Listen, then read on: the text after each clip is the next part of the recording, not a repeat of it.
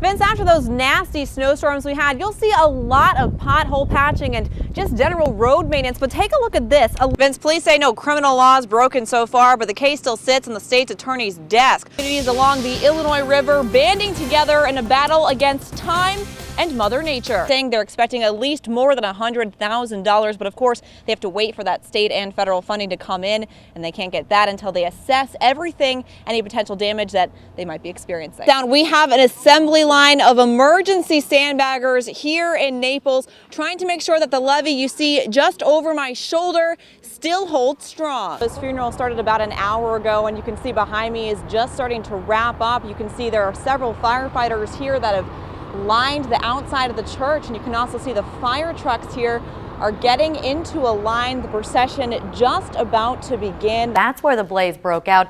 Kimberly, what do we think started it?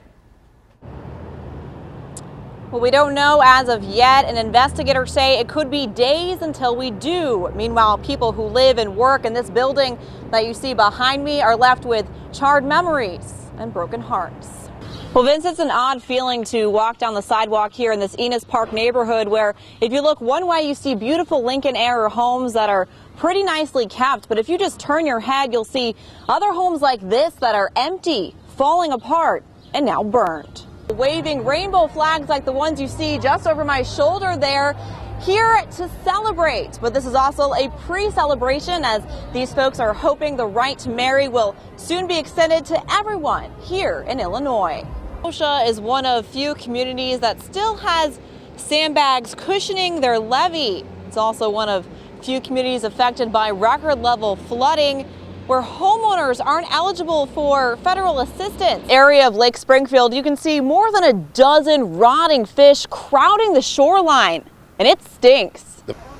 Liz, Sangamon County Public Health makes its rounds to all of the vendors here at the fair, including this vendor, where they were checking for things like hand washing stations, temperature gauges, even chlorine testing strips. Now, each for a lot of ground. There are 6 inspectors, and they're not just looking into the trailers where the food is served, but off-state storage units as well, where vendors actually keep extra food for all of you hungry fairgoers. Live at the Sangamon County Fair, Kimberly Howard, ABC News Channel 20.